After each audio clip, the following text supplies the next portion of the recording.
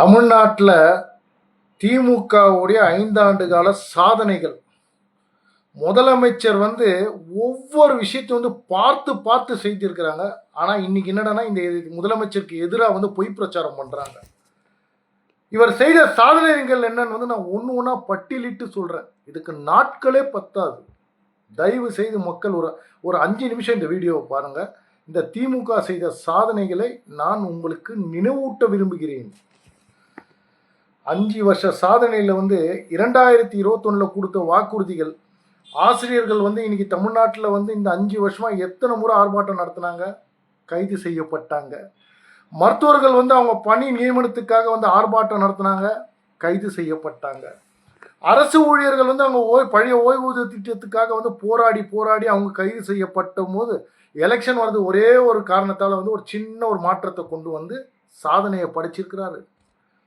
தூய்மை பணியாளர்கள்லாம் இன்னைக்கு குண்டு கட்டா தூக்கிட்டு போனாங்க, போராட்டம் நடத்தினதால கைது பண்ணாங்க.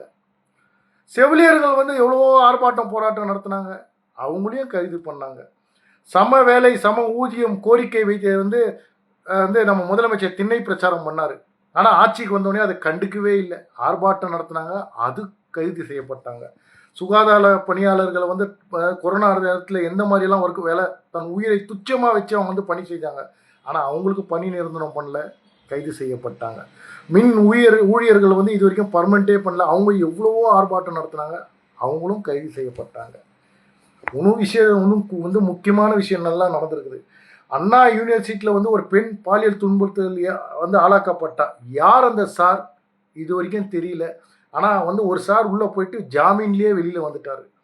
திருப்பியும் அதே அண்ணா யூனிவர்சிட்டியில் ஒரு ப்ரொஃபஸர் அதே மாணவிக்கு என்ன பண்ணால் பாலியல் துன்புறுத்தல் கொடுத்துருக்குறாங்க. ஒருவேளை அந்த சாரா இவர் இருப்பாரான்னு கேட்டால் அதுக்கும் பதில் இல்லை. ஒரே யூனிவர்சிட்டியில் 2 முறை நடந்திருக்குது. கோயம்புத்தூரில் ஏர்போர்ட்டுக்கு பின்னாடி ஒரு பொண்ணை பாலியல் துன்புறுத்தல் ஆளாக்குனாங்க. ஆனால் பார்த்தீங்கன்னா இன்னைக்கு அவங்கள கைது பண்ணி என்ன பண்ணாங்கன்னு தெரியல. எல்லாம் இவருடைய ஆட்சியில் தான். இந்த அருமை பெருமையெல்லாம் நம்ம முதலமைச்சருக்கு தான் போய் சேரும். மறுபடியும் பார்க்க போனீங்கன்னா தூத்துக்குடியில் டாய்லெட்டுக்கு அவங்க ஊருக்கு பின்னாடி இருக்கிற ஒதுக்குப்புறத்தில் போனதுக்கு ஒரு ஜாமீனில் ஆல்ரெடி ஒரு பாலியல் துன்புறுத்தலில் குற்றவாளி ஜாமீனில் வெளியில் அந்த பெண்ணை பாலியல் துன்புறுத்தல் ஆளாக்கி கொலை செஞ்சிட்டான். ஆனால் இங்கே இருக்கிற சில பன்னாடைங்க என்ன கேட்குறாங்கன்னா, ஏன் அவன் மறைமுகமான இடத்துல போய் டாய்லெட் போகிறா, ஏன் வேணா அவங்க வீட்டில் நடுவில் வந்தாடா போக முடியும். எஸ்வி சேகர் மாதிரி ஆளுங்கள்லாம் அதுக்கு முட்டுக்கட்டை கொடுக்குறானுங்க. இதெல்லாம் இவருடைய ஆட்சியில் நடந்தது. அண்ணா நகர் ஸ்டேஷனில் ஒரு பெண் குழந்தை பாலியல் துன்புறுத்துக்கு ஆளாக்கப்பட்டு கம்ப்ளைண்ட் கொடுக்க போனாங்கன்னா அவங்க அம்மா அப்பாவே அடித்து கொண்டானு, அடித்து துன்புறுத்தி இருக்கிறானுங்க. வழக்கு இன்னைக்கு கோர்ட்டில் போயிட்டு தான் அவங்க வழக்கே பதிவு பண்ணாங்க. எல்லாம் இவருடைய ஆட்சியில் நடந்தது தான்.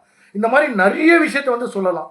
அதே நேரத்தில் பார்க்க போனீங்கன்னா யூடியூப்பில் இந்த விஷயத்தை வெளிச்சத்துக்கு கொண்டு வந்தால் கைது, முதலமைச்சருக்கு எதிராக பேசினா கைது, இதை மக்கள் மத்தியில் கொண்டு போனால் கைது, இந்த ஆட்சிக்கு எதிராக பேசினா கைது.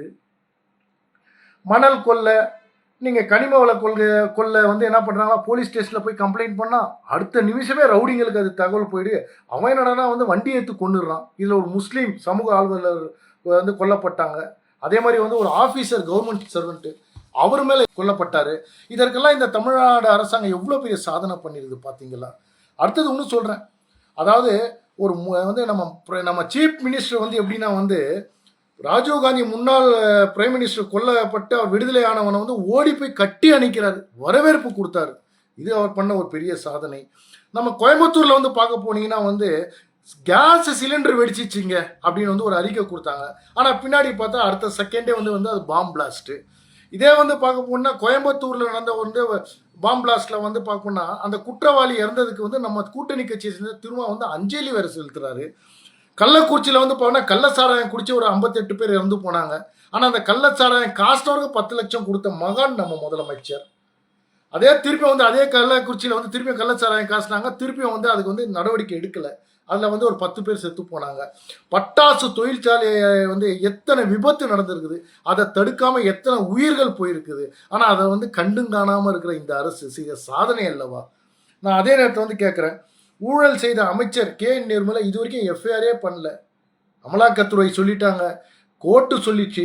இருந்தாலும் வந்து நம்ம முதலமைச்சர் வந்து அவங்களுக்கெல்லாம் முட்டு குடுத்து அவங்க உறுதுணையா இருக்கிறாரு பாருங்களேன்.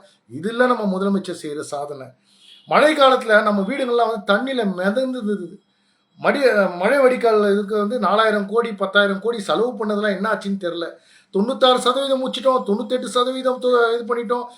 நாங்க எந்த மழைக்கும் தயாருன்னு வாக்குறுதி குடுத்தாரு. ஆனா கடைசியில பார்த்தா நம்ம வீட்டுக்குள்ள வெள்ளம் தான் வந்தது தவிர எதுவுமே வரல.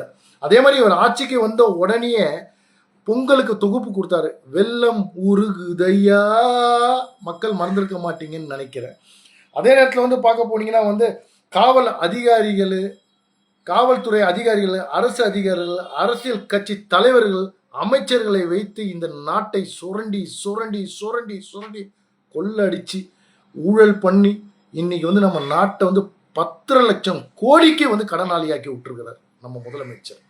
ஆனால் இந்த தேர்தலில் மகளிர் உரிமை தொகை 2000 ரூபா அறிவிச்சிருக்கிறாரு.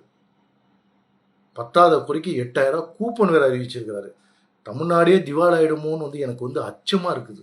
நாங்கள்லாம் வந்து தமிழ்நாட்டை விட்டு வெளியில் போகிறதா இல்லை வாழ்கிறதான்னு சொல்லி இந்த 2.2 3.2 முதலமைச்சர் தான் பதில் சொல்லணும். தயவு செய்து மக்கள் புரிஞ்சுங்க, இது விடியல் ஆட்சி இல்லை, விளங்காத ஆட்சி.